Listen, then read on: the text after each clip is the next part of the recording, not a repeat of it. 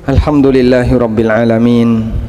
Wassalatu wassalamu ala ashrafil mursalin Nabiyyina wa maulana Muhammadin wa ala alihi wa sahbihi ajma'in.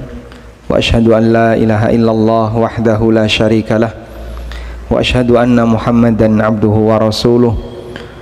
Salawatu Rabbi wa salamu alaihi wa ala alihi wa ashabihi wa man sara ala nahjihi wastanna bi sunnatihi ila yaumiddin. Alhamdulillah, puji syukur kita haturkan kehadirat Allah Subhanahu wa taala di waktu duha ini di Masjid Baitul Malik, dan sekaligus kita memanfaatkan tempat parkir dan lapangan untuk kajian bareng. Kita dipertemukan oleh Allah mudah-mudahan dalam keadaan sama-sama ingin berbuat baik, ingin berbuat ketaatan kepadanya, dan semoga Allah Subhanahu wa taala memberikan kita ampunan dosa dan kemanfaatan dari ilmu yang kita pelajari. Ini temanya salah sangka ternyata dosa. Jadi saya bingung ini, maksudnya gimana salah sangka ternyata dosa? Apakah suudzon itu dosa? Atau salah sangka sebuah perbuatan dikiranya baik padahal aslinya dosa? Nah, saya tanya sama panitia, ternyata yang kedua. Jadi kita mau membahas tentang sebuah praktek muamalah yang dikiranya itu halal padahal aslinya haram. Baik, Bapak Ibu yang dimuliakan Allah Subhanahu wa taala, ada dua istilah yang sering disinggung oleh para ulama, dan dua istilah itu menyangkut tentang bagaimana membangun sensitif ketika bermuamalah. Yang pertama disebut zuhud, yang kedua disebut warok. Zuhud dan warok. Kalau misalnya jenengan ditanya antara zuhud sama warok itu lebih tinggi yang mana, Pak? Derajatnya, Pak? Zuhud apa warok? Nah? Zuhud atau warok? Coba yang menjawab zuhud angkat tangan. Masya Allah, adiknya menjawab zuhud. Zuhud. Yang menjawab warok angkat tangan. Satu. Baik, terjadi khilaf ya. Masya Allah. Baik, zuhud sama warok sama atau beda? Beda. Beda ya. Lalu bedanya apa antara zuhud sama warok? Coba mungkin ada yang bisa mewakili jamaah, apa perbedaan zuhud dan warok? Ada hadiahnya, Ustaz? Ada hadiahnya. Masya Allah, hadiahnya sudah dipajang di sini. Nanti boleh sak mejane diangkut nggih, monggo. Zuhud sama warok bedanya apa? Zuhud adalah monggo. Nggih. Mencoba, silakan mencoba. Warok niku hati-hati.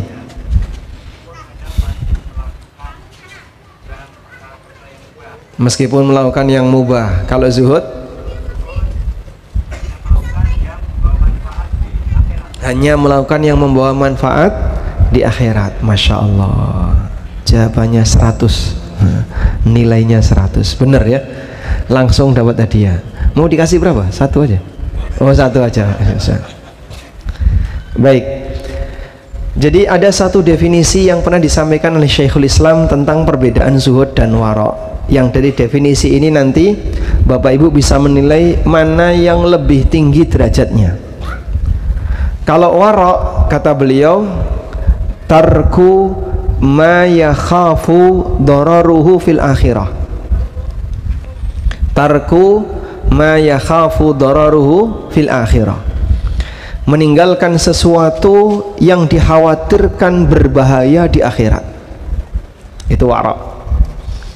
Sedangkan zuhud definisinya adalah tarku ma la yanfa'u fil akhirah. Meninggalkan sesuatu yang tidak bermanfaat di akhirat. Sudah? Sama atau beda di sini? Beda ya. Jadi kalau zuhud meninggalkan sesuatu yang tidak mendatangkan manfaat di akhirat, maka orang yang zuhud ketika mau melakukan tindakan tertentu, dia itu mikir, kira-kira ana ganjarane ora ya? Nek ana ganjarane dilakoni, nek ora ana ganjarane ditinggal. Itulah zuhud. Kalau warok, ketika orang mau melakukan sesuatu, dia mikir dulu, dosa enggak ini? Nek dosa aku ora gelem. Ini berdosa atau tidak? Kalau berdosa dia tinggalkan, kalau tidak berdosa dia kerjakan. Itulah warok. Berarti antara nih zuhud sama warok tinggi mana, Pak? Zuhud sama warok tinggi mana? Zuhud. Zuhud itu warok plus. Sehingga kalau orang warok dia masih melakukan yang mubah, yang penting pokoknya nggak dosa dia lakukan. Berpahala atau yang sifatnya mubah itu dia lakukan. Tapi wong nek wis zuhud tidak hanya sebatas meninggalkan yang bernilai dosa, bahkan dia juga akan meninggalkan sesuatu yang tidak berpahala. Amal perbuatan ini tidak ada manfaatnya di akhirat. Bagi orang zuhud, apa dilakoni? Buat apa dilakukan? Dia tinggalkan. Itulah orang yang zuhud. Makanya manusia yang zuhud itu hari-harinya dipenuhi dengan amalan yang bernilai pahala. Terus dia kegiatan muamalahnya gimana, Pak? Jarang sekali orang yang zuhud itu. Sehingga mereka mengambil jatah dunia itu hanya sedikit, sisanya fokus untuk kegiatan akhirat. Seperti Nabi Muhammad SAW, beliau adalah imamuz zahidin, imam bagi orang-orang yang zuhud. Dan kita tahu bagaimana kegiatan duniawi Rasulullah SAW. Saya mau tanya, pekerjaan Nabi SAW itu apa, Pak? Hah? Beternak, berdagang, mengembala, berdakwah. Kalau ada yang bilang Nabi SAW bukannya pedagang, beliau berdagang itu sebelum jadi Nabi. Setelah jadi Nabi, beliau tidak berdagang. Sehingga pasca beliau mendapatkan wahyu dari Allah, kegiatan yang dulu beliau lakukan dengan memperdagangkan modalnya Khadijah radhiyallahu anha, pasca beliau dapat wahyu itu sudah mulai beliau tinggalkan. Maka Nabi SAW sudah tidak lagi berdagang setelah beliau SAW dapat wahyu. Sehingga kalau ada yang bilang berdagang itu sunnah Nabi SAW, niki leres napa pripun, Pak? Betul atau salah itu? Berdagang itu sunnah Nabi itu betul atau salah? Betul. Kenapa betul? Karena hadisnya pripun? Nyun saya Bapak ini kepanasan ya. Ini aja coba diarahkan ke sana. Nah, yang kipas angin ini. Jadi saya kayaknya ini masuk anginnya maksudnya, masuk ke mikrofon. Jadi anginnya biar diarahkan ke jamaah saja. Nah, alhamdulillah jamaah lebih berkepentingan. Baik, saya ulangi, berdagang itu sunnah Nabi atau bukan? Hah? Sunnah Nabi atau bukan? Kalau tadi ada yang bilang iya, loh kenapa anda sebut sunnah Nabi? Karena Rasulullah SAW pernah berdagang. Beliau berdagang sebelum jadi Nabi. Maka kalau disebut itu sunnah Nabi, keliru, karena itu dilakukan sebelum beliau jadi Nabi. Disebut sunnah Nabi kalau amalan itu dilakukan pasca dapat wahyu, itu betul. Tapi kalau sebelum dapat wahyu kok disebut sunnah Nabi, beliau belum jadi Nabi, sehingga tidak bisa disebut sunnah Nabi. Jika berdagang itu termasuk sunnah Nabi, maka ya dianjurkan bagi para bujangan untuk mencari janda yang kaya, lalu jadikan dia sebagai pemodal untuk usaha, setelah itu dinikahi. Setuju, Pak? Kok setuju? Nek wing setuwon jawab setuju. Udah nikah belum? Masnya ini? Belum. Usia berapa? 18. Masya Allah. Kalau pengen dapat istri janda atau gadis, mengikuti sunnah Nabi SAW, ya. Pribon, gadis miskin janda kaya, pilih mana coba?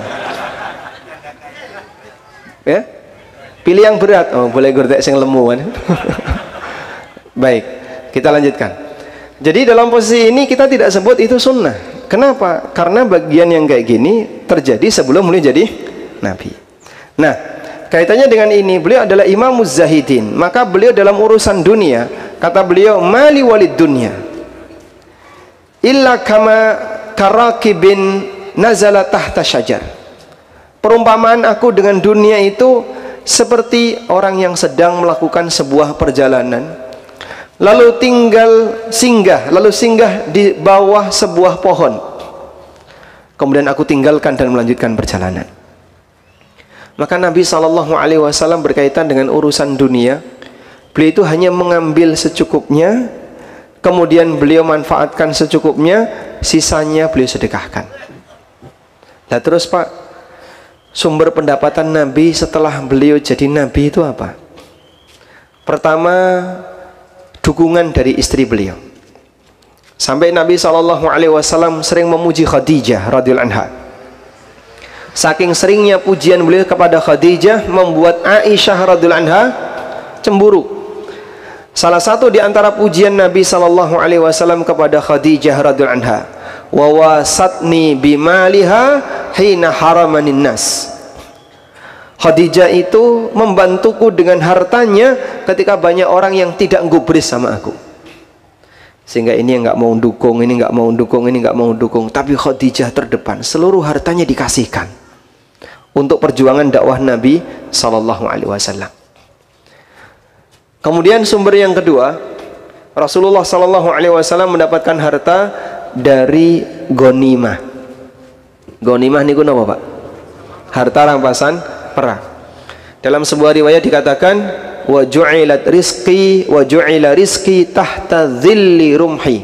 Rizkiku dijadikan oleh Allah di bawah bayang-bayang tombakku. Loh Pak, Nabi kok ngajari ngerampok toh Pak? Ghanimah kok ngerampok toh Mas? Loh kan itu ngambil harta orang lain. Iya, tapi melalui jalan suci. Jalan suci itu apa? Jihad fi sabilillah. Sehingga orang yang mendapatkan ghanimah, dia mendapatkan harta melalui sebuah perjuangan jihad fi sabilillah. Karena itulah para ulama beda pendapat.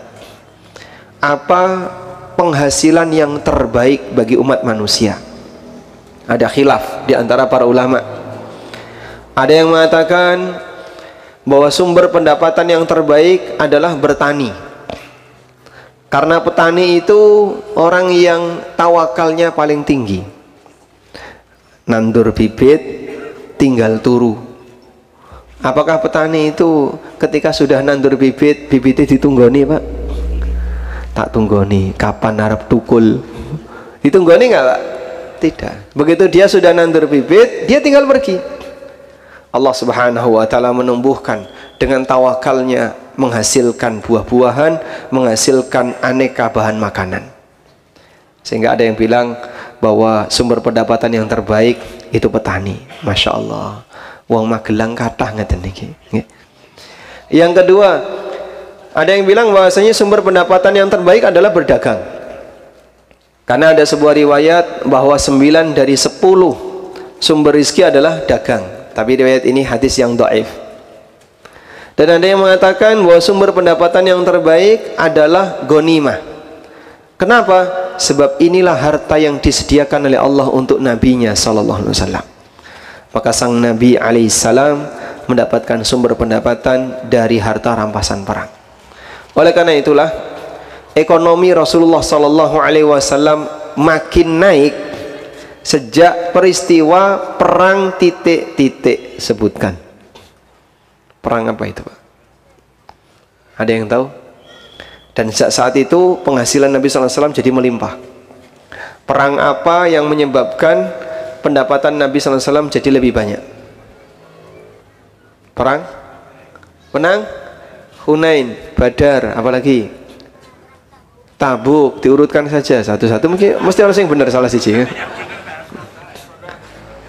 Khandaq, perang apa mulai? Khaybar, Masya Allah. Tadi siapa yang jawab? Bapak Khaybar ya. Terjadi tahun berapa perang Khaybar?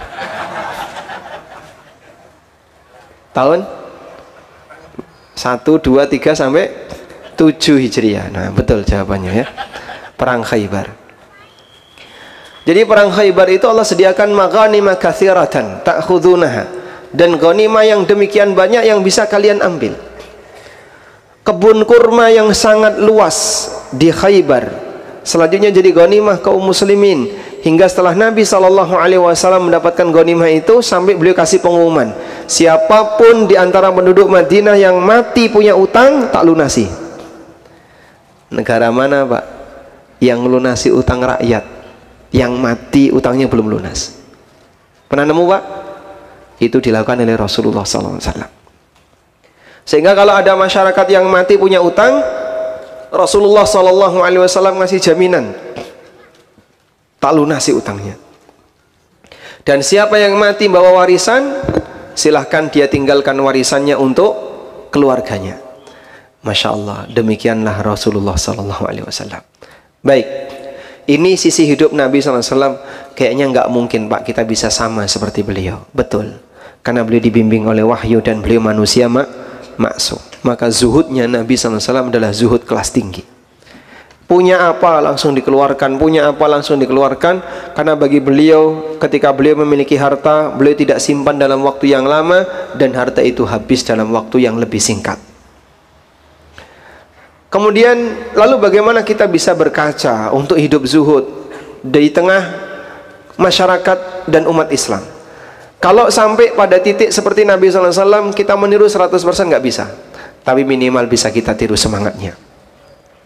Dan sebagian di antara sahabat punya semangat seperti itu.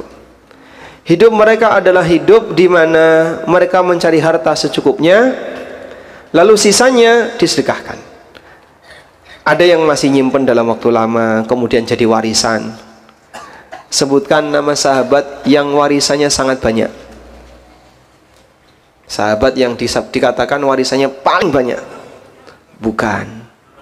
Bukan Abdurrahman bin Auf. Sa'ad bin Abi Waqqas. Berapa? 100 sekitar ya. Ada yang bilang 135 ton emas. Koyo apa itu Pak? Dia tak tahu. Nyawang aja baru tahu. Ton loh Pak, bukan kilo ya. Kalau satuan kilo emas bagi sahabat itu biasa, dapat hadiah, Masya Allah. Jadi sahabat Sa'ad bin Abi Waqqas radhiyallahu anhu mendapatkan ghanimah dalam jumlah banyak, dan beliau memiliki harta yang sangat banyak ketika meninggalkan warisan ton-tonan emas. Masya Allah. Tapi mereka orang yang zuhud. Nah, prinsip zuhud dalam muamalah itu terus gimana? Prinsip zuhud dalam muamalah ini pernah dijelaskan oleh Imam Ahmad bin Hanbal. Mungkin barangkali ini yang bisa kita tiru. Ibnu Qayyim rahimahullah menyebutkan satu riwayat dari Imam Ahmad. Ada orang yang bertanya kepada Imam Ahmad, ayakunur rajulu zahidan wa ma'ahu alfu dinar? Bisa nggak Pak orang itu jadi zuhud sementara dia punya harta sebanyak 1000 dinar? Nah, 1000 dinar itu berapa Mas? Nggak tahu. 4 kilogram emas. Bisa nggak orang itu jadi zuhud sementara dia punya harta sebanyak 4 kilogram emas? Bapak pernah lihat emas 4 kilo? Belum? Nyawangnya orang tahu ya Pak, apalagi nyentuh ya. Imam Ahmad ditanya, bisa nggak orang zuhud sementara dia punya emas sebanyak 4 kilo? Jawab Imam Ahmad, na'am ala syaritatin. Bisa, dengan satu syarat. Apa itu? Allah yafraha idza zadat wala yahzana idza naqasat. Dia tidak semakin bangga ketika hartanya bertambah, dan tidak sedih ketika hartanya berkurang. Maka bagi orang yang zuhud, kata beliau, dan ini mungkin yang bisa ditiru, mengatur suasana batin. Gimana caranya ketika jenengan tambah duit, biasa saja, tidak makin seneng, tidak makin bangga, tidak makin bahagia. Demikian pula ketika Anda berkurang hartanya, Anda tidak sedih. Kalau bisa sampai seperti itu, berarti Anda termasuk orang yang zuhud. Zuhud berkaitan dengan masalah muamalah. Baik, selanjutnya kita beralih kepada masalah wara'. Nah, wara' itu berkaitan dengan tingkat sensitivitas terhadap maksiat. Karena kan orang itu beda-beda ya. Ada model orang yang sensitif ketika maksiat, sehingga dia ketika mau berbuat maksiat takut. Ketika melihat maksiat juga takut. Ketika ada orang berbuat maksiat, dia segera ingatkan. Maka orang ini sensitif terhadap maksiat. Nah, orang yang sensitif terhadap maksiat, dia selalu waspada. ini dosa nggak ya, dosa nggak ya? Kalau dosa tinggalkan. Wah iki rano, ini dosa iki, dia tinggalkan. Dan para sahabat seperti itu karakternya. Sampai pernah dikatakan oleh Anas bin Malik radhiyallahu anhu dalam hadis riwayat Bukhari. Kata sahabat Anas, jenengan catat ya. Innakum lata'maluna a'malan. Innakum lata'maluna a'malan. Hiya addaqu fi a'yunikum minasy'ari. Sungguh kalian melakukan aneka amalan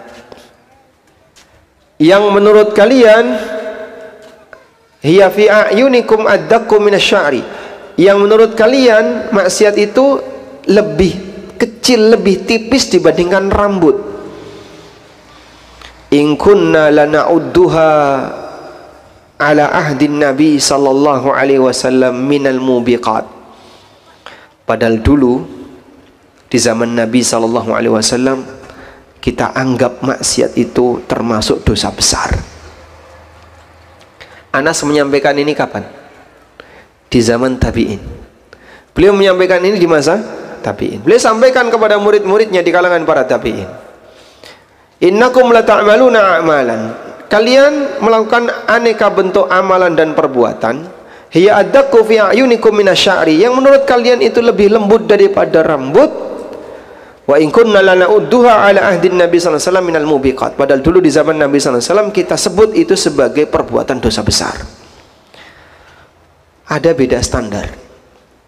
Sehingga ada sebagian orang yang menilai sebuah perbuatan jahat itu sebagai hal yang ringan karena dia kurang sensitif dengan maksiat. Tapi ada hal yang ketika dia melihat sebuah dosa kecil sebagai sesuatu yang berat karena dia tahu ini berat konsekuensinya. Nah, seperti itu bisa dilatih dengan membangun tingkat sensitif dalam bermaksiat. Dan kita kan berbeda-beda, Pak ya. Makanya jamaah, semakin sering kita bersinggungan dengan maksiat, nalikane ketemu maksiat gimana, Pak? Biasa saja. Tapi kalau orang itu jarang, bahkan hampir nggak pernah berbuat maksiat, dalam sehari dia jarang sekali berbuat maksiat, sekali nyawang maksiat dia langsung menghindar. Santri pondok tahfidz atau metu masjid, di pondok terus sampai hafal Quran, hafal Sahih Bukhari, hafal Sahih Muslim, Masya Allah.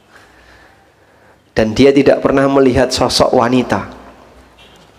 Begitu keluar pondok, lihat wanita gimana? Langsung buang muka. Sampai lihat dulure dewe itu loh, langsung buang muka. Karena dia merasa takut, nggak biasa seperti itu. Ada kayak gitu, Pak? Ada. Sehingga sensitif dia makin tajam di saat orang itu sangat bersih. Semakin bersih seorang hamba, maka dia akan semakin sensitif terkait berbuat maksiat. Baik. Karena seorang mukmin, dia menganggap bahasanya perbuatan dosa itu ibarat dia berada di bawah sebuah bukit yang hampir saja gunung itu menimpa dirinya. Sehingga orang mukmin melihat dosa itu seperti batu besar yang sebentar lagi akan menimpa dirinya. Wa innal munafiqa yara, sementara orang munafik menganggap adz-dzunuba mithla adz-dzubab yaqa'u fi anfihi fa yaqulu hakadha. Tapi orang munafik melihat dosa itu seperti lalat yang hinggap di hidungnya, kemudian tinggal ditebas, hilang. Kerasane nek ngelakoni dosa ini ku enteng karena dia merasa dosa bisa cepat hilang. Padahal tidak demikian. Nah, berkaitan dengan masalah muamalah ya. Ketika orang bertransaksi muamalah, bentuk sensitif itu bagaimana, Pak? Sensitif itu akan muncul ketika yang bersangkutan tahu hukum, sehingga makin banyak yang disadari ini tidak boleh, ini haram, ini dilarang. Dia ngerti hukum, maka dia akan sensitif. Dia berusaha untuk menghindar. Dan itu terjadi apabila yang bersangkutan berusaha mengenal ilmu tentang masalah fikih muamalah itu dengan berangkat niat yang jujur. Pak, jenengan kok belajar halal haram tujuannya apa ya, Pak? Aku pengen hartaku ini berkah ya, Mas. Jarene ono harta haram itu menghilangkan keberkahan. Akhirnya dia membatasi diri, mengambil yang halal agar hartanya barokah. Mungkin orang semacam ini meninggalkan sebagian dunia dalam rangka meraih dunia yang lain.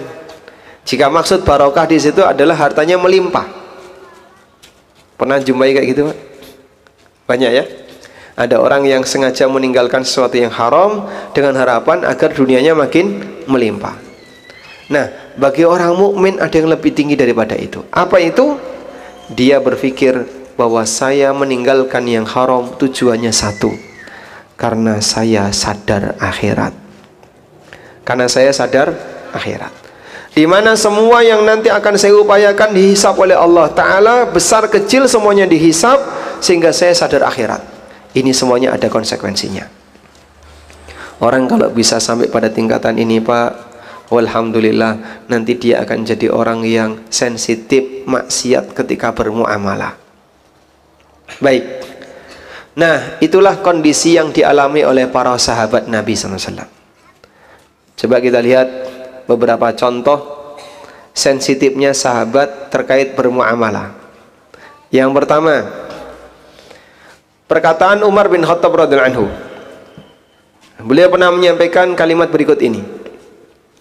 Kunna nada'u tis'ata a'syarin minal halal makhafatan an nudrika fil haram.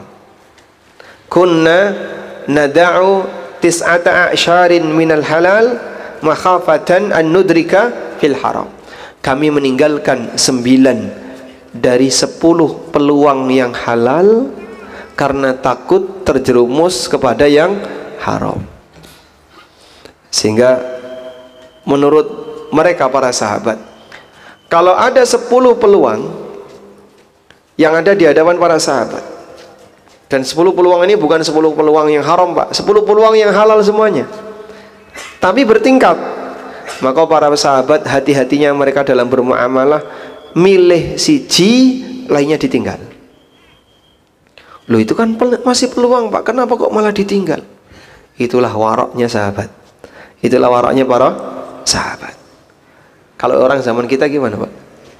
Ada 10 peluang, yang diambil berapa? 11. Sehingga saking semangatnya sampai yang tidak ada saja dicari. Itulah manusia zaman sekarang. Loh, ini kan masih tidak apa-apa. Katanya syubhat itu nanti bisa dicari-cari alasan. Akhirnya, Ustadz ini kan belum haram toh Pak Ustadz, masih syubhat toh, belum hitam, masih abu-abu. Berarti rapopo toh Ustaz? Rapopo toh? Wah, Ustaznya ditekan. Rapopo ya Ustaz, rapopo. Ini bukan minta fatwa itu. Memaksakan fatwa. Dan masih banyak orang yang punya pikiran kayak gitu. Nek sudah dibilang tidak apa-apa oleh Ustaz, berarti status hukumnya jadi halal. Oh, Ustaz sing wis ngomong koyo ngono, ora iso dicabut. Dipegangi terus. Yang penting sudah pernah ngomong seperti itu. Mohon maaf Pak, masih banyak orang yang kadang ketika minta jawaban masalah itu sambil diakali di pertanyaannya. Saya pernah di WA ya oleh salah satu kawan, tapi saya tahu dia mau memanipulasi pertanyaan. Pak, boleh nggak kita kalau punya proyek bagi hasil? Punya proyek bagi hasil? Ya tidak masalah, boleh-boleh saja. Cuman saya curiga ini bagi hasil kok. Biasanya orang ini ngerti yang namanya bagi hasil yang benar tuh gimana. Saya curiga. Akhirnya saya tanya, bagi hasil sama siapa? Sama orang dalam. Oh, itu dalam rumah atau dalam masjid? Terus dia kemudian barulah terus terang. Jadi kita ada proyek bersama pemerintah, saya sebagai vendornya, tapi ada kesepakatan bagi hasil. Ada pihak pemerintah, orang dalam yang minta sekian persen. Ya kalau kayak gini jangan tanya saya. Kalau seperti ini tanyakan ke KPK. Kalau KPK setuju, monggo lanjut. Kalau KPK kok menangkap, nah itu urusan pribadi Anda. Gak usah jauh-jauh pakai standar agama, pakai moral saja kan orang sudah tahu kalau itu tidak bermoral. pakai hukum di negara kita, semua tahu itu kriminal. Tapi kadang ada orang yang sengaja nyari-nyari celah. Yang penting kan Pak Ustadz jawab boleh, padahal dia sebenarnya memanipulasi data. Pertanyaan ada bagian yang disembunyikan, dan itu bahaya. Karena orang di zaman sekarang merasa selama Ustadz sudah bilang boleh, nanti nek salah saya nanggung dosa Ustadz, nek bener sing badi dia, kalau bener yang untung dia, kalau salah yang nanggung dosa Ustadz. Kok enak tadi wong bodoh? Ada nggak Pak orang yang punya pemahaman kayak gitu? Jadi kalau ada perbedaan pendapat, kamu boleh ikut siapapun. Nek bener awakmu dapat ganjaran, nek salah yang nanggung dosa Ustadz. Lah kalau kayak gitu berarti orang bodoh akan selalu aman selamanya. Karena kalaupun orang bodoh melu kiai, ternyata kok salah sing nanggung dosa kiai ini. Jika demikian, mari kita jadi orang bodoh agama. Karena orang bodoh agama itu paling aman, dosanya ditanggung kiai ini. Bahaya itu Pak, keyakinan kayak gitu. Yang benar gimana? Semua orang akan mempertanggungjawabkan perbuatannya, termasuk bagaimana cara dia memilih pendapat. Sehingga kalau sudah kelihatan itu adalah pendapat yang salah, pendapat yang keliru, kok tetap nekat diambil, dan dia tahu kalau sebenarnya ini hanya sebatas cari-cari alasan, ya semuanya akan berkonsekuensi dosa. Karena dia aslinya sudah tahu tapi sengaja ndablek, ya, tidak mau tahu. Baik, ini yang pertama. Sensitifnya siapa tadi? Umar bin Khattab radhiyallahu anhu. Yang kedua, bagaimana sensitifnya Abu Bakar? Abu Bakar As-Siddiq radhiyallahu anhu pernah satu ketika dikasih hadiah oleh mantan budak beliau. Hadiah berupa susu. Begitu sudah diserahkan kepada Abu Bakar, langsung diminum oleh Abu Bakar. Bismillah.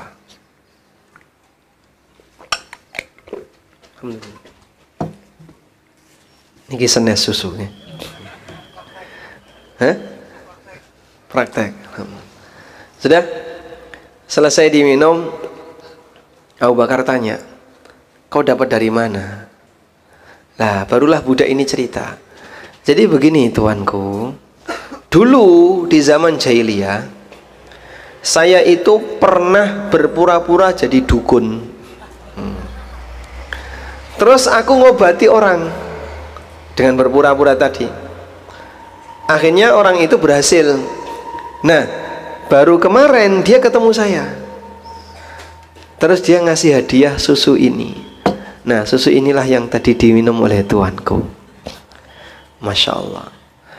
Padahal ini hadiah loh Pak. Susu ini hadiah. Diserahkan kepada orang ini, kemudian diserahkan kepada Abu Bakar As-Siddiq. Spontan beliau langsung masukkan jarinya ke dalam tenggorokan, dimuntahkan itu susunya. Karena beliau tidak ingin apa yang sudah dimasukkan itu terisi sesuatu yang haram. Prakteknya pripun Pak Ustadz? Masa dipraktek non gini. Baik. Intinya dalam hal ini Abu Bakar radhiyallahu anhu sangat hati-hati, sehingga sampai kondisi ketika beliau mengkonsumsi sesuatu yang beliau nilai ini masih syubhat, dimuntahkan. Sebab orang ini dapat hadiah karena latar belakang dulu dia pernah menipu yang memberi hadiah. Pernah menipu yang memberi hadiah. Ini kan kejadiannya sudah masa silam. Penipuan itu sudah sejak zaman jahiliyah. Sekarang di zaman Islam, di zaman Abu Bakar, ternyata orangnya ngasih hadiah kepada si mantan budak tadi. Dan itu dianggap oleh Abu Bakar sebagai sesuatu yang haram. Mungkin kita nggak ada kayak gitu Pak ya? Kita mungkin tidak ada. Baik. Baik Pak, sekarang contoh yang lain. Seperti yang dialami oleh Nabi SAW ketika beliau melihat Hasan makan kurma. Hasan nemu kurma, langsung dimasukkan ke dalam mulut. Oleh Nabi SAW dipegang cucunya, kemudian kurmanya diambil. Karena Nabi SAW tahu bahasanya kurma ini kurma zakat. Ala tara innana la na'kulu ta'amas sadaqah. Kamu kan tahu, tapi masih anak-anak. Kita ini tidak boleh makan makanan hasil zakat. Bahwa kita tidak boleh makan makanan hasil zakat. Itu berlaku bagi seluruh ahlul bait. Makanya ahlul bait kalau memiliki atau kalau mendapatkan zakat, hukumnya apa? Dilarang. Ada salah seorang syekh masuk kelas ketika kuliah di kampus di UIM. Lalu syekh ini mengumumkan, siapa di antara kalian yang ahlul bait? Angkat tangan. Enggak ada satupun yang angkat tangan kecuali satu orang. Saya ahlul bait. Baik. Setelah beliau tahu si fulan ini ahlul bait, kemudian syekh ini mengeluarkan segepok uang. Ini zakat, silahkan bagikan untuk semuanya kecuali kamu. Kau nggak boleh. Yang angkat tangan ngaku ahlul bait tadi tidak berhak dapat zakat. Karena ahlul bait tidak boleh makan zakat. Baik. Selanjutnya, praktek apa yang kira-kira bisa kita waspadai? Yang dianggap oleh sebagian besar masyarakat bahasanya itu hal yang biasa, padahal sejatinya itu riba misalnya, atau sesuatu yang haram. Ya ini berbeda-beda antara satu daerah dengan daerah yang lain. Cuman secara umum jamaah, banyak sekali berangkat dari tidak paham sehingga membuat orang itu banyak melanggar. Nggak ngerti kalau itu riba, akhirnya dilakukan. Tidak ngerti kalau itu gharar, akhirnya tetap dilakukan. Tidak ngerti kalau sebenarnya semacam ini ada sisi zalimnya, tapi tetap dilakukan. Dan aneka bentuk perbuatan yang lain yang dilakukan oleh manusia. Baik, sekarang kita sebutkan beberapa contoh saja yang barangkali ada di antara kita yang pernah melakukannya tanpa sadar. Satu, menukar uang baru dengan nilai yang beda. Nah, biasanya kalau kayak gini menjelang Lebaran, menjelang hari raya. 100.000 ditukar dengan pecahan 10.000, dapat berapa? 90. 100 dapat 90. Apa ini, Pak? Apa ini? Riba. Kenapa? Tidak sama. Sebab syarat kalau orang itu mau menukarkan uang dengan uang, syaratnya kudu apa? Yadan biyadin, mithlan bimithlin. Harus dari tangan ke tangan dan nilainya sama. Sing kene 100, sing kene juga harus bayar 100. Tidak boleh yang sini 100, yang sini 90. Kalau terjadi seperti itu, selisihnya adalah riba. Yang kedua, ada orang utang uang tapi membayarnya pakai kurs emas. Misalnya, aku nyileh duit, biro 10 juta. Ya tak kei. Tapi anu ya, engkau gue nek balikno nganggo emas. Baik, nanti kembalikannya pakai emas. Udah? Siap. Maka diserahkanlah uang 10 juta. Setelah bulan lu kurang lebih 5 tahun, dia mau bayar. Aku orang bayar. Piro? 10 juta. Ya ora iso. Sekarang harga emas naik. Lah terus 10 juta dulu anggaplah dapat 10 gram. Sekarang 10 juta nggak dapat 10 gram. 10 gram sekarang 12 juta. Nah terus ya awakmu kudu bayar 12 juta. Praktek ini apa? Riba. Praktek ini riba. Udah?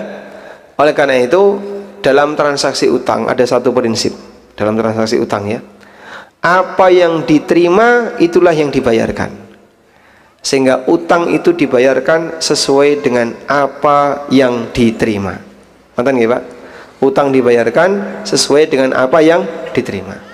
Apabila dia menerima uang, maka kembali dalam bentuk uang. Jika menerima emas, kembali dalam bentuk emas.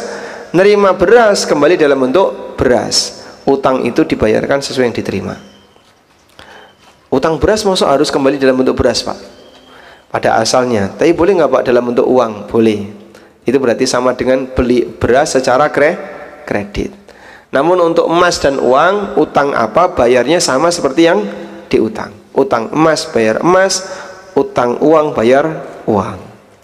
Nah, selanjutnya ada satu praktek gharar. Yang praktek goror ini termasuk diantara bentuk muamalah yang dilarang. Baik, pun ngantuk Pak? Hah? Dereng, sing kepanasan dereng. Sisi kanan panasan nggak? Panasan, Bapak buatan panasan? Buatan, saya itu. Masya Allah, sabar Pak ya. Ya.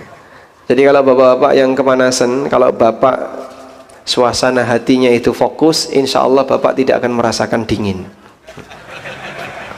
Panasan kok. Baik, lanjut ya. Jadi goror ini termasuk salah satu di antara praktek muamalah yang nggak boleh. Nah, Rasulullah Sallallahu Alaihi Wasallam anil goror. Rasulullah Sallallahu Alaihi Wasallam melarang praktek jual beli goror. Jual beli goror itu apa tuh Pak? Yang tidak jelas objeknya. Yang tidak jelas objeknya. Contohnya apa Pak? Contoh, jual beli janin yang masih ada dalam kandungan induknya. Boleh kayak gitu? Tidak boleh. Kenapa tidak boleh? Karena kalau orang melakukan praktek jual beli janin, berarti dia jual beli sesuatu yang tidak jelas. Sebab janin itu belum jelas. Contoh yang lain, jual beli borong hasil tanaman padahal belum waktunya untuk dipanen. Misal nggih, jenengan punya pohon mangga. Jenengan punya pohon mangga. Lalu sampun, setelah jenengan punya pohon mangga, ada bakal buah mangga masih kecil-kecil tuh. Datang orang, tak tebase wae ya. Kira-kira diregani piro? Ha wis. Badi rambadi 2 juta. Siap. Akhirnya dibayar 2 juta. Kapan mau diambil? Ya nanti kalau sudah besar, sudah waktunya panen akan diambil. Boleh kayak gini? Tidak boleh. Seperti ini juga praktek goror. Baik. Nebas hasil sawah itu boleh nggak? Sawahmu kita wis arep panen. Tak tebase wae. Diukur setengah hektar. Setelah dia tahu, dihitung, wah kurang lebih ini nek kira-kira ya metu sekian kintal. Dibayar di depan. Pak, tak tuku 5 juta. Siap, dibayarlah 5 juta. Dibayar 5 juta untuk nebas tadi. Boleh atau tidak? Boleh atau tidak? Di sini sudah umum.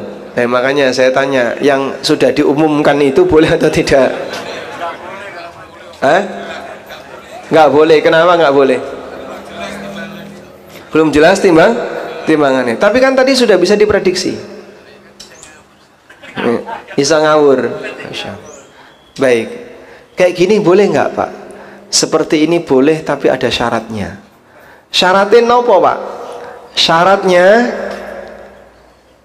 jika dia bisa ngukur lebih tepat dan penyimpangannya kecil, boleh.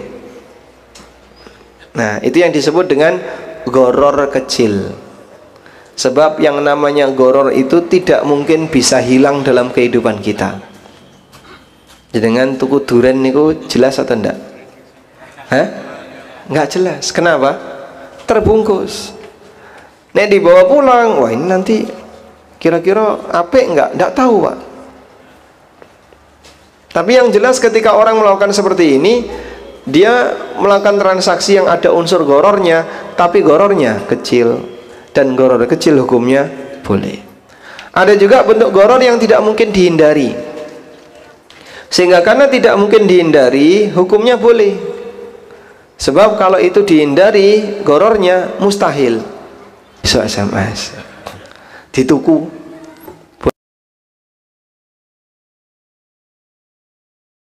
Namanya goror itu tidak bisa dihilangkan dalam kehidupan manusia, karena manusia tidak tahu hal yang gaib. Bagian dalam gaib, bagian dalamnya itu tidak tahu. Jenengan beli mobil gitu ya, bongkar mesin goror. Teman kan kita sudah bisa sampai memprediksi. Sudah bisa sampai memprediksi. Oke, siap. Walaupun tidak bongkar mesin, walaupun jenengan tidak tahu isi dari mobil ini di dalamnya kayak apa. Tapi seperti itu dibolehkan karena goror kayak gini tidak mungkin bisa dihilangkan. Baik. Oleh karena itu jamaah, transaksi yang ada unsur gorornya tidak semuanya dilarang. Ada bagian goror yang ditoleransi, yang disebut dengan goror mughtafar, goror yang ditoleransi. Nah selanjutnya kembali kepada contoh tadi, nebas sawah itu boleh nggak? Nebas sawah itu boleh nggak? Boleh dengan catatan gorornya kecil. Kecilnya gimana? Orangnya bisa memprediksi dengan tepat. Ya kira-kira metu 5 kintal plus minus 3 kintal. Metu 5 kintal plus minus 3 kintal. Gimana itu Pak? Kegedean ya. Tidak boleh kayak gini. Plus minusnya terlalu besar. Kalau plus minusnya kecil, kira-kira metu 5 kintal plus minus ya 10 kilo lah. 10 kilo besar atau kecil? Dilihat dari 5 kintal. Kecil ya. Maka karena kecil boleh. Sebab dalam hal ini ketika seseorang itu tidak bisa menghindari goror 100%, kalaupun ada unsur goror selama masih bisa ditoleransi hukumnya boleh. Wallahu a'lam. Baik. Sekarang jual beli sapi tadi ya. Coba nanti Bapak bisa kasih penjelasan mana yang boleh. Ada 2 ekor sapi. Sapi meteng, sapi perawan. Ya. Ukurannya podo, gedene podo, umurnya podo. Mahal mana Pak? Sapi loh Pak ini Pak. Mahal mana? Yang hamil. Mahal sapi yang hamil. Baik. Sehingga sapi yang meteng yang hamil harganya 25 juta. Sapi yang perawan harganya 20 juta. Loh Pak, berarti kan kita tahu itu 5 juta harga anaknya. Boleh atau tidak kayak gitu? Boleh atau tidak? Berarti kudunya harganya podo ya. Ukurannya podo, umurnya podo, warnanya podo. Harganya kudu podo. Belum tentu. Satu ada anaknya, yang satu belum punya anak. Harganya podo atau beda? Masyarakat kita gimana? Beda. Yang meteng lebih mahal. Kenapa yang meteng lebih mahal? Sudah ada anaknya. Berarti boleh nggak membayari lebih mahal karena ada anaknya? Boleh? Boleh. Kenapa boleh? Karena mengikuti. Anaknya mengikuti. Anda tidak sedang membeli buntingan sapi, tapi yang Anda beli sapi bunting.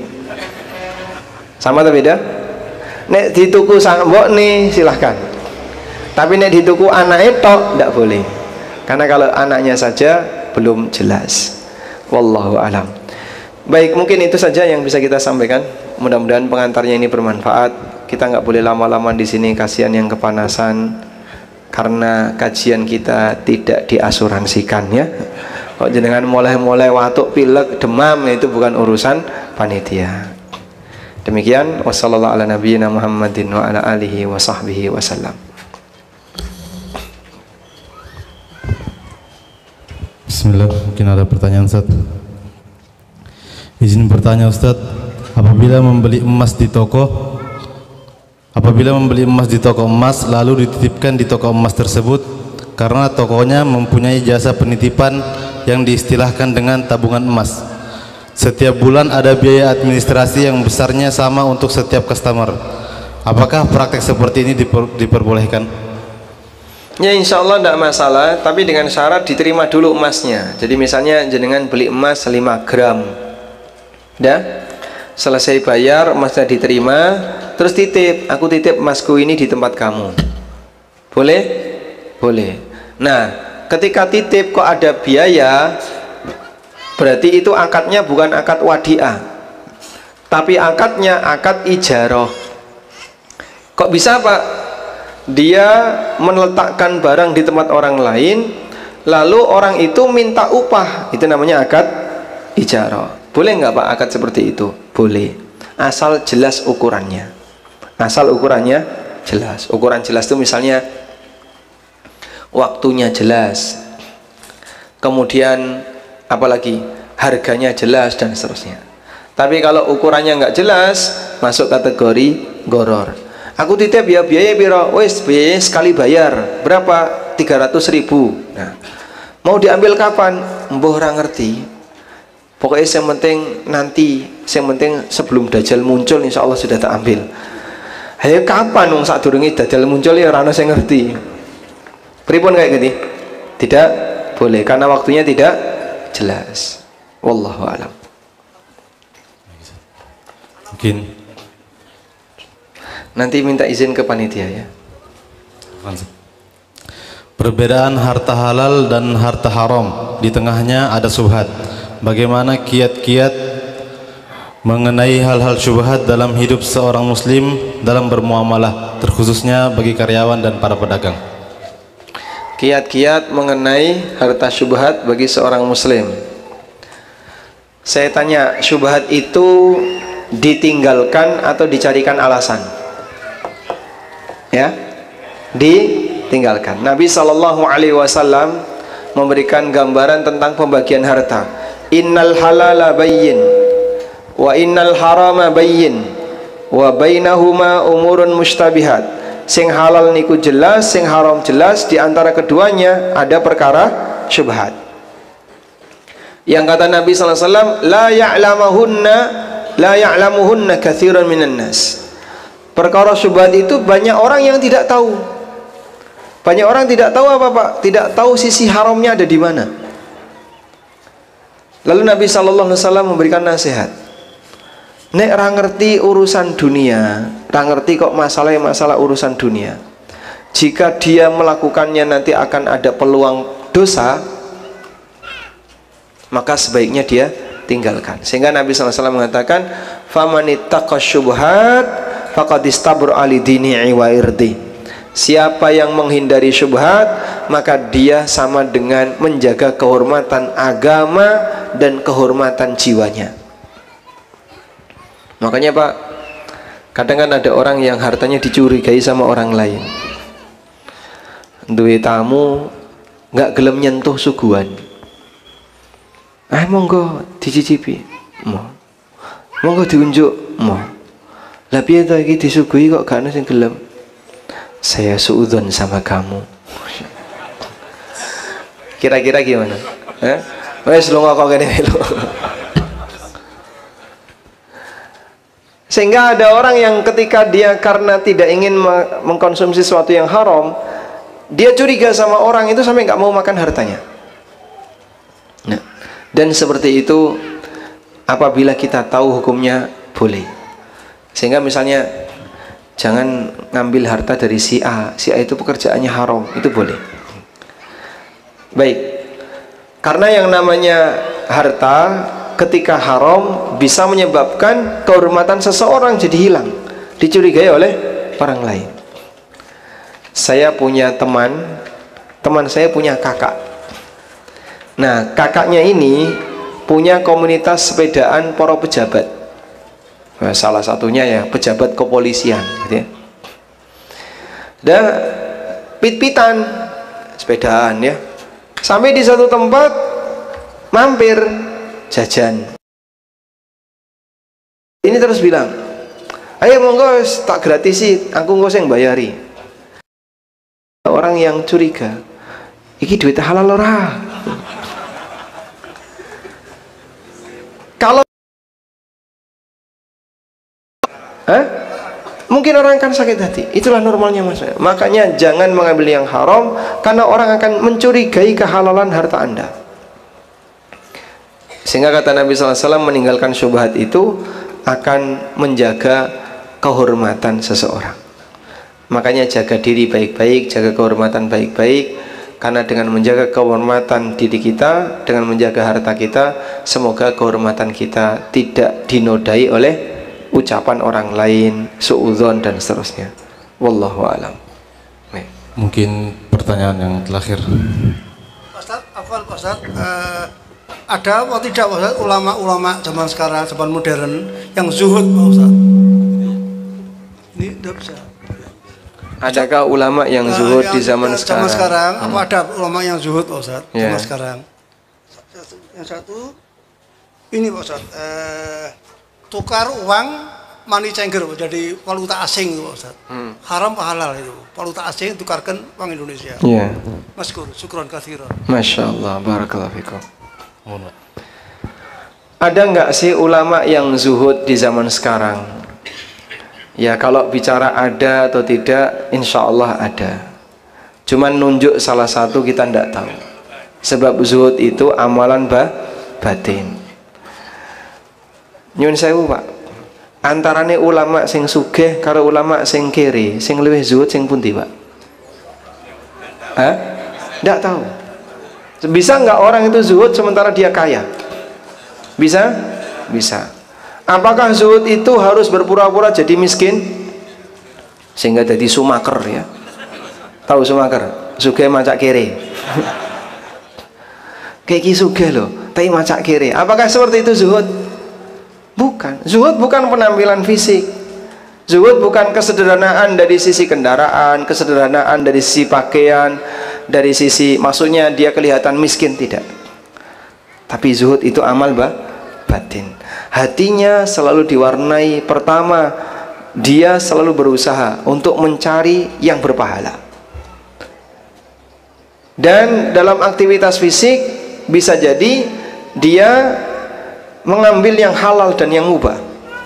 Tapi tidak ada sifat zuhud yang kedua, tidak merasa bangga dengan harta yang dia punya. Makin banyak harta bagi dia biasa saja, semakin sedikit harta bagi dia juga biasa saja. Itulah orang zuhud. Makanya kita tidak bisa menilai. Coba Bapak bisa melihat ke arah sana Pak. Baik. Kira-kira wajah mana yang zuhud Pak? Hah? Enek nyawang wajah-wajah kayak gini tak golek ana sing zuhud ki sing bisa nggak?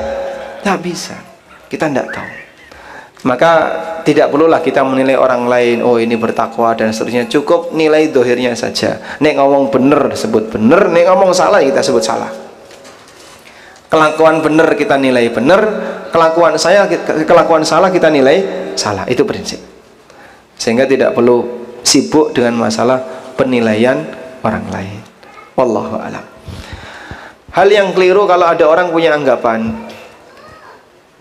ulama yang miskin lebih zuhud daripada ulama kaya, itu keliru.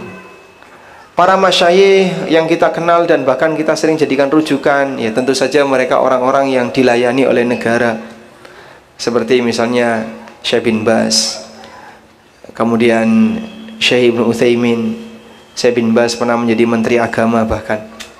Lalu Syekh Abdul Aziz Al-Syekh jadi menteri agama, dan beberapa masyayikh yang lainnya.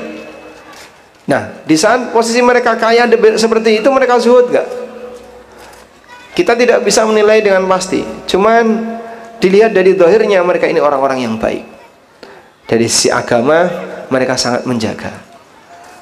Nah, perjuangan kita adalah pastikan bahwa harta yang kita punya halal dan mubah.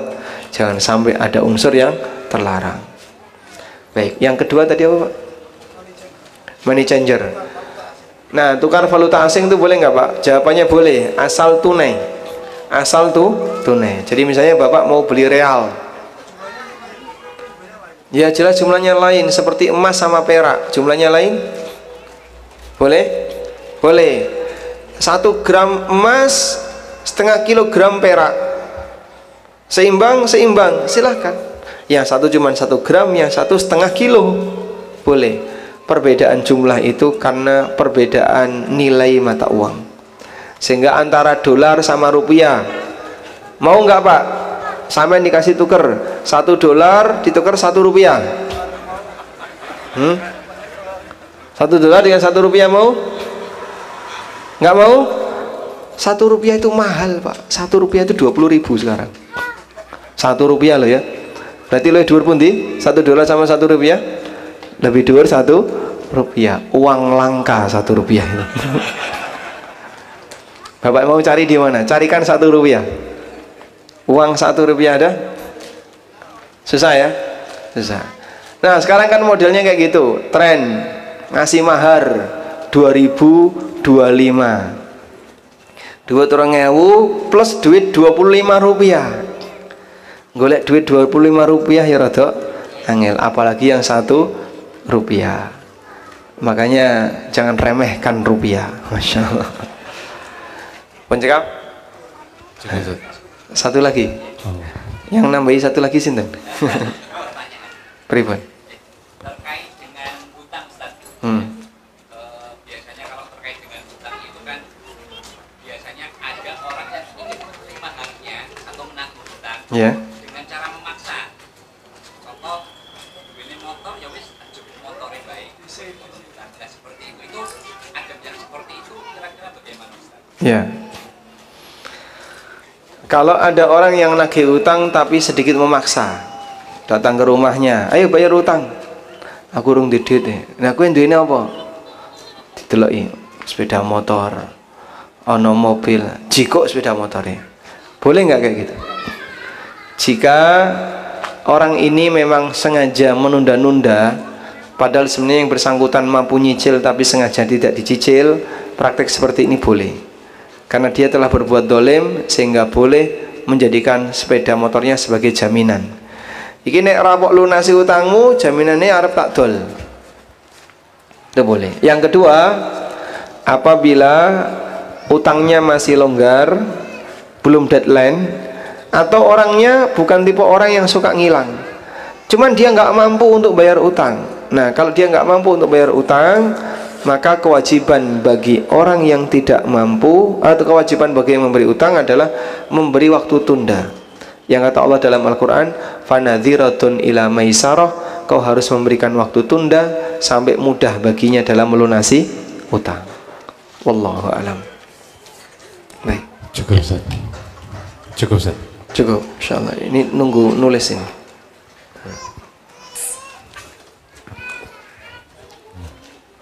Cukup Ustaz. Alhamdulillah. Baik. Mungkin demikian yang bisa kita bahas di kesempatan ini. Sekarang jam 11.12, kurang lebih nggak sampai 30 menit lagi kita sudah masuk waktu duhur ya. Mudah-mudahan apa yang kita bahas di kesempatan ini jadi ilmu yang bermanfaat dan Allah memberikan perlindungan kepada kita untuk bisa dijauhkan dari, agar dijauhkan dari harta haram, harta syubhat dan turunannya. Allahumma anfa'na bima 'allamtana wa 'allimna ma yanfa'una warzuqna ilma wa sallallahu ala nabiyyina Muhammadin wa ala alihi wa sahbihi wa sallam wa akhiru da'wana anil hamdulillahi rabbil alamin. Wassalamu alaikum warahmatullahi wabarakatuh.